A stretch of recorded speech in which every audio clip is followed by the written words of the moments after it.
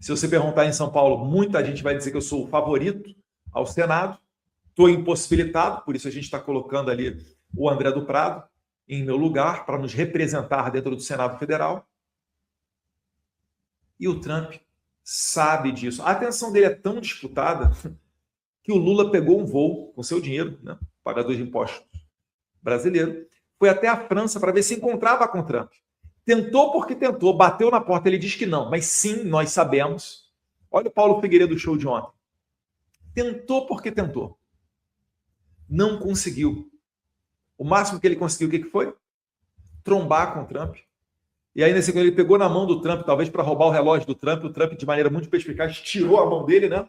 E já botou para trás aqui, tirou a mão do Lula e passou reto. Como é que era com Trump e Bolsonaro? Era algo respeitoso entre dois líderes.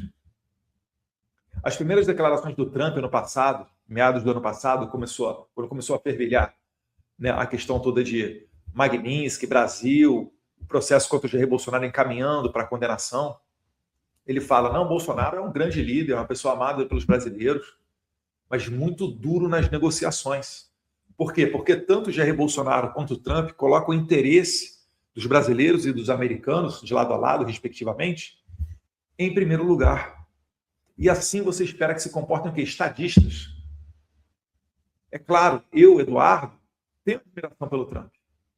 Eu vejo as batalhas que ele compra para representar o povo americano, para representar o Ocidente, levantando as bandeiras da liberdade.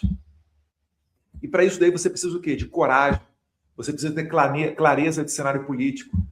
Isso daí não é coisa para gente, como diria o Olavo de Carvalho, né? Homens de geleia, pessoa de meia tigela. Mas não impede essa admiração que quando você sente numa mesa de negociação, você tente melhor representar o seu povo e trazer mais benefícios para o Brasil. É isso que o Trump estava falando, né? O testemunho dele sobre o Jair Bolsonaro. E por que isso daqui é maravilhoso? Porque, pessoal, imagina só. Você é presidente de um país de 200 milhões de habitantes, uma das 10 maiores economias do mundo, e você não consegue falar com esse cara. E quando perguntam para ele sobre perseguição política no Brasil, ele está falando, olha, estão prendendo o líder das pesquisas no Brasil para tentar influenciar na eleição. Isso daí não é trabalho só de Eduardo Bolsonaro. É por isso que eu estou falando muito obrigado para você que compartilha o nosso post, que deixa o like, que comenta nesse vídeo. Porque isso daí, gente, não é clichê de youtuber, não. Isso daí é fazer a nossa mensagem chegar mais longe. Se não fosse importante esse tipo de conduta, o Lula não estava despejando bilhões na imprensa para falar bem dele e para passar pano para ele. Conseguem entender a magnitude da revolução das tias do Zap e dos tios do churrasco? Vocês? E disso daqui reverbera outra questão. Deixa eu ver se eu consigo dar pausa aqui, que a cara da Dani Lima ficou muito boa. Uma notícia aqui. Olha a cara da Daniela Lima. Você acha que vem notícia boa ou vem notícia ruim aí? Diz para mim. Compartilhar com vocês uma notícia aqui que chegou dos Estados Unidos, da nossa Mariana Sanches, mudando agora um pouco de assunto, falando sobre a condenação do ex-deputado Eduardo Bolsonaro, do PL. Um beijo para Mariana Sanches, melhor amiga do Alan dos Santos. Eu falo isso daqui brincando, gente, porque a Mariana Sanches ela tá no UOL hoje em dia. Antes ela estava, acho que na BBC, e teve um CPEC em que o Alan fez um vídeo, né, cobrando o posicionamento da imprensa. E, enfim, e eu sou um Joselito, eu sou sem noção. Aí no último CPEC estavam os dois, o Alan e a Mariana Sanches, um do lado do outro. Aí eu fiz uma brincadeira na frente deles, meu Deus do céu. A minha mulher dá uns saltos dessa altura, eu tenho que aprender a ficar mais quieto. Mas vamos voltar para a notícia, que a notícia é boa, ela merece. Obrigado, Mariana Sanches. De São Paulo, o Departamento de Estado norte-americano se manifestou sobre a condenação do Eduardo por coação à justiça. Abre aspas. Este é o episódio mais recente de um padrão de perseguição e uso do sistema jurídico como arma política. Olha só, pessoal, eu vou voltar para ver se vocês pescaram aqui na notícia a declaração do porta-voz do Departamento de Estado. Este é o episódio mais recente de um padrão de perseguição e uso do sistema jurídico como arma política.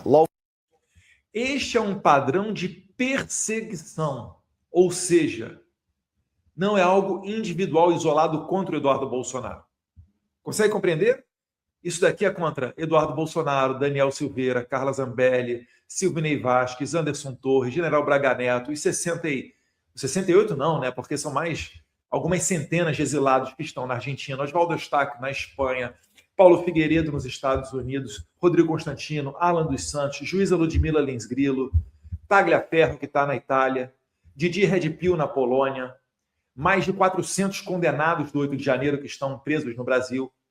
Este é um padrão. Reparem, mais uma vez, muito obrigado a você que leva adiante as mensagens sobre esses abusos que estão ocorrendo no Brasil. O mundo inteiro sabe. E a notícia vai ficar melhor ainda na sequência, quando eu botar para vocês a segunda parte. Fair, por parte do judiciário brasileiro contra a oposição política, fecha aspas, porque disse o porta-voz do Departamento de Estado após questionamento do UOL, abre aspas novamente, debates políticos devem ser resolvidos por meio de eleições democráticas e não de condenações, fecha aspas. Conseguiu compreender a magnitude da coisa? E por que isso aqui é importante? Porque eu sempre falo para você que a narrativa, a conscientização, no nosso caso, a verdade, vamos falar com todas as letras, ela precede a ação positiva. Quando eu vim me exilar aqui nos Estados Unidos, antes do carnaval, que eu vim passar um carnaval aqui e acabou mudando tudo e fiquei aqui, né? Uma linha de 7 dias, vim com a minha família e fiquei aqui. Mas logo antes de eu viajar, eu percebi que alguma coisa estava acontecendo. Por quê? Porque naquela fatídica semana no Congresso Nacional, eu vi vários deputados da esquerda subir na tribuna para bater em mim, falando que eu estava indo muito dos Estados Unidos, que o Trump tinha acabado de me elogiar no CPEC, falado da minha família, que o Trump tinha convidado o Jair Bolsonaro para a posse dele, o Moraes não tinha deixado ele ir. Então eles estavam criando... Aí quando eu vi aquilo dali, eu falei, calma aí, cara, esse aqui está no manualzinho da esquerda, que alguma coisa vem aí. Eu não sabia o que era. E eles também não sabiam que eu estava pegando um voo para voltar para os Estados Unidos para passar o carnaval. Quando eu cheguei nos Estados Unidos, que eu pego o celular, o que está acontecendo? Lindbergh Farias pedindo para a PGR confiscar o meu passaporte. Então, mais uma vez, esse é mais um exemplo de que a esquerda ela tenta montar uma narrativa para criar atmosfera, para justificar o abuso que eles vão fazer. A gente conta com vocês, tios e tias do Zap, para se criar a consciência para vir isso daqui. Governo Lula teme desgaste com provável recusa de extradição de Eduardo Bolsonaro pelos Estados Unidos.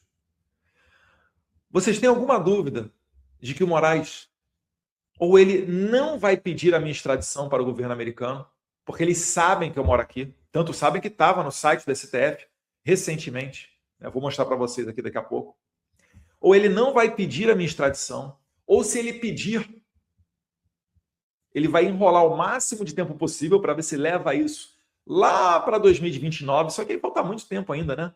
Para eventualmente um novo governo radical de esquerda aqui nos Estados Unidos, eles contam com a saída do Trump.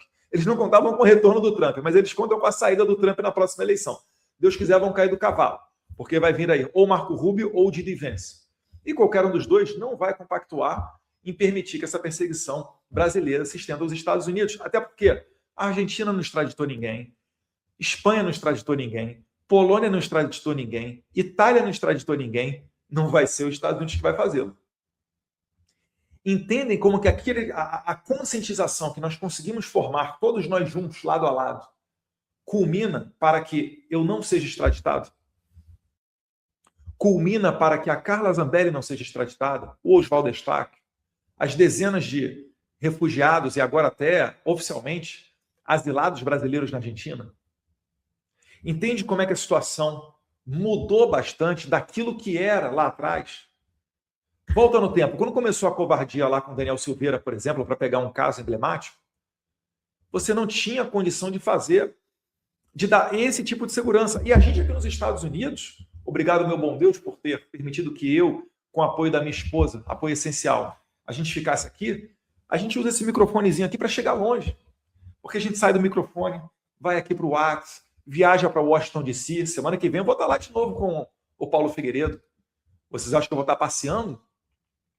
Mas essa liberdade de estar aqui em solo americano e fazer essas articulações, isso tem sido impactante demais no Brasil, modéstia à parte.